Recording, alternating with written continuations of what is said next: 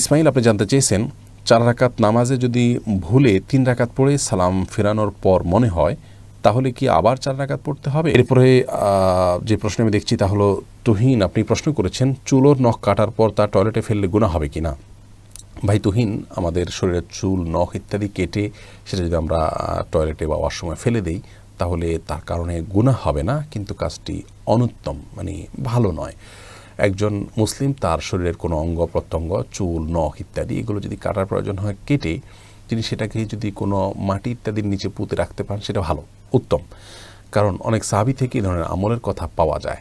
কিন্তু যদি কেউ এটা করতে না পারেন বরং ডাস্টবিনে বা অন্য কোথাও ফেলে দেন তাহলে এই ফেলার কারণে তিনি গুনাহগার হবেন না, পাপী হিসাবে বিবেচিত হবেন না, বড়জোর উত্তম কাজ করেননি। এটি যেহেতু মানুষের শরীর আল্লাহ রাব্বুল আলামিন মানুষকে সম্মানিত করেছেন, মর্যাদা দিয়েছেন, এই জন্য চুল নখ এগুলো তার অঙ্গ, তো এই অঙ্গকে অসম্মানজনক জায়গায় না ফেলাটা উচিত, উত্তম। বাট যদি কেউ ফেলেন তাহলে বড় কোনো গুনাহগার হয়েছেন এমনটি বলার কোনো সুযোগ নেই, গুনাহ হবে না। এরপরে আমি নাকি 1 রাকাত পড়লেই হবে। ভাই ইসমাইল, 4 রাকাত বিশিষ্ট সালাত সেটা জামাতে হতে পারে, ইমাম সাহেবের এই ভুলটা হচ্ছে এমন হতে পারে, মুক্তাদিরও হতে পারে যে 4 রাকাত বিশিষ্ট সালাতের 3য় রাকাতে তিনি ভুলে বসে গেছেন, সালাম ফেরানোর পর মনে হলো বা পেছন থেকে মানুষ লোকমা দিল, তারপর জানা গেল যে 3য় রাকাত ছিল এটি। তাহলে তার এই মুহূর্তে করণীয় হলো ওই অবস্থায় দাঁড়িয়ে যাওয়া, দাঁড়িয়ে গিয়ে আরও 1 রাকাত সালাত তার সাথে সংযুক্ত করে তারপরে শেষে সিজদা সাহু দেওয়া, তাতে ইনশাআল্লাহ নামাজ আদায় হয়ে যাবে। এরপরে প্রশ্নটা হলো সাজ্জাদ মৃধা আপনি প্রশ্ন করেছেন শেষ রাতে মহান আল্লাহ সপ্তম আকাশে নেমে আসেন, মহাশূন্যে সর্বদাই রাত্রি বিরাজমান, দেশভেদেও রাত্রির তারতম্য ঘটে, কোনো কোনো দেশে সূর্য সাময়িক সময়ের জন্য অস্ত যায়, তাহলে এই হাদিস কি যুক্তিযুক্ত? ভাই সাজ্জাদ মৃধা, এ বিষয়ে পূর্ণাঙ্গ একটি ভিডিও আমাদের আছে, আপনি সেটি দেখে নিলে ইনশাআল্লাহ আশা করি পরিষ্কার হয়ে যাবে আপনার কাছে।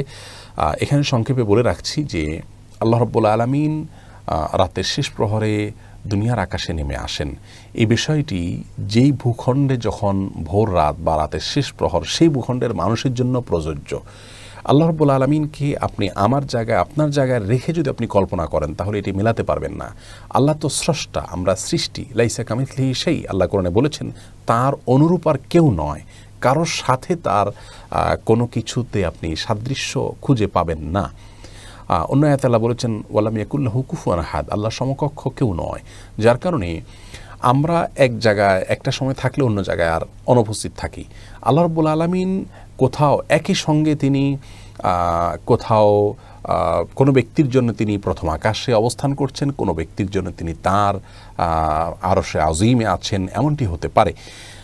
অতএব পৃথিবীর যেই ভূখণ্ডে যখন আপনার হবে ভোর রাত হবে তাদের জন্য আল্লাহ রাব্বুল আলামিনের আকাশে নেমে আসাটা, দুনিয়ার আকাশে নেমে আসাটা প্রযোজ্য হবে। একই সময়ে অন্য দেশে মানুষের জন্য যখন দিন হবে তাদের জন্য এটি প্রযোজ্য হবে না।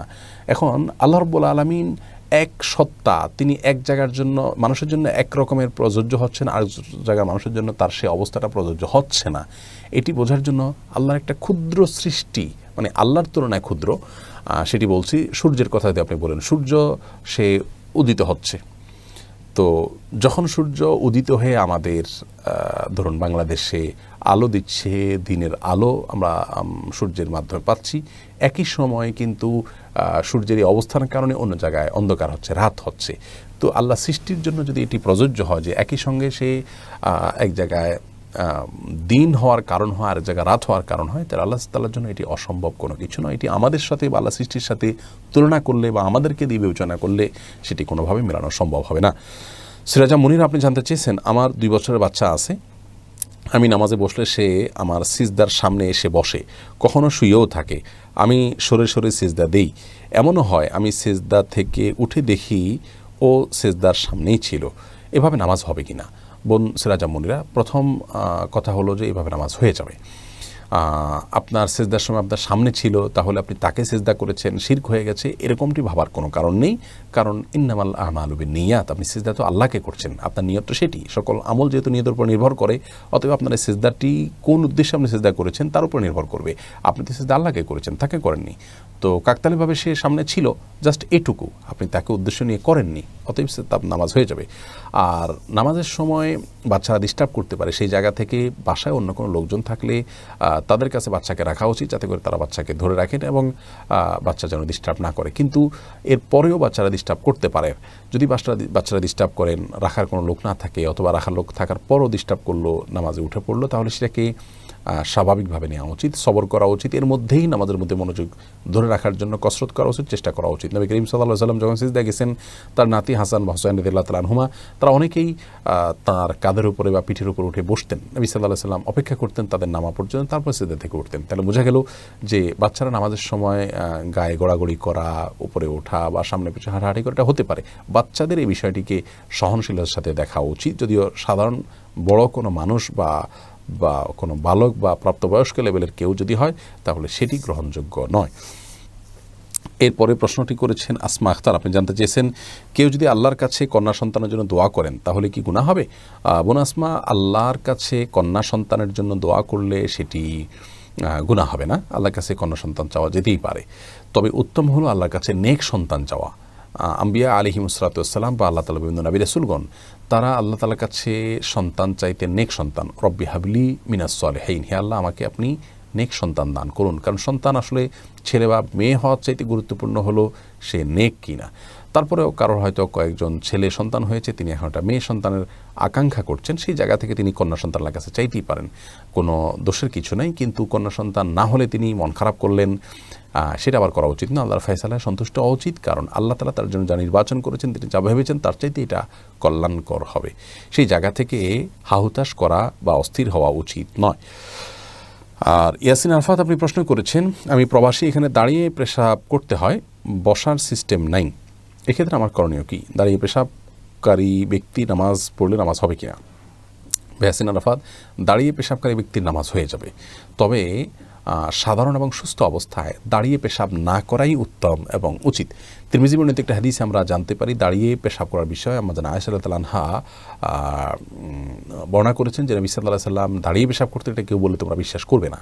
তবে বুখারীতে একটা হাদিস থেকে আমরা জানতে পারি নবী সাল্লাল্লাহু আলাইহি ওয়াসাল্লাম একবার কোনো একটা জায়গায় যেখানে পরিবেশটা এমন ছিল যে বসার মতো কোনো অবস্থা ছিল না, ময়লা ইত্যাদি ছিল, সেখানে তিনি দাঁড়িয়ে পেশাব করেছেন। তো এই হাদিসে তো কারণই বলা আছে যে সেখানে বিশেষ কারণে তিনি দাঁড়িয়ে পেশাব করেছেন, বিধায় বিশেষ কোনো কারণে যদি কেউ দাঁড়িয়ে পেশাব করেন তাতে কোনো অসুবিধা নেই। আর যদি বিশেষ কারণ না থাকে তাহলে বসে পেশাব করা উচিত এবং উত্তম, ভালো।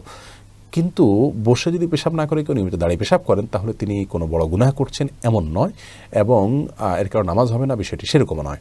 যদিও সৌদি আরবের উলামায়ে কেরামের মধ্যে থেকে বিন বাজ, ইবনে উসাইমিন রাহিমাহুল্লাহ সহ অনেক উলামায়ে কেরামের মত এক্ষেত্রে ভিন্ন। তারা সে সমস্ত উলামায়ে কেরাম এবং স্কলারগণের মত হলো যে দাঁড়িয়েও কেউ বিনা কারণেও পেশাব করতে পারে।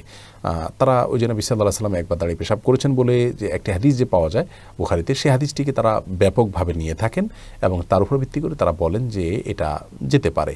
অবশ্য বসে করা সর্বাবস্থা উত্তম, কারণ হলো আপনি দাঁড়িয়ে যখন পেশাব করবেন তার ছিটে ফোঁটা আশেপাশে এবং শরীরে লাগার সম্ভাবনা অনেক বেশি থাকে, বসে করলে যেটি থাকে না।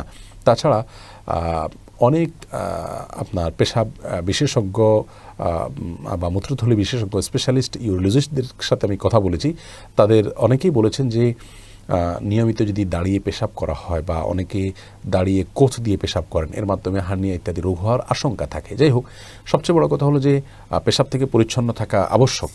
কবরের আযাবের অন্যতম একটা কারণ হলো পেশাব থেকে পরিচ্ছন্ন ভালো করে না হওয়া। অতএব দাঁড়িয়ে পেশাব করতে গেলে ছিটেফোঁটা গায়ে, পোশাকে, আশেপাশে লেগে যেতে পারে, সেই জায়গা থেকে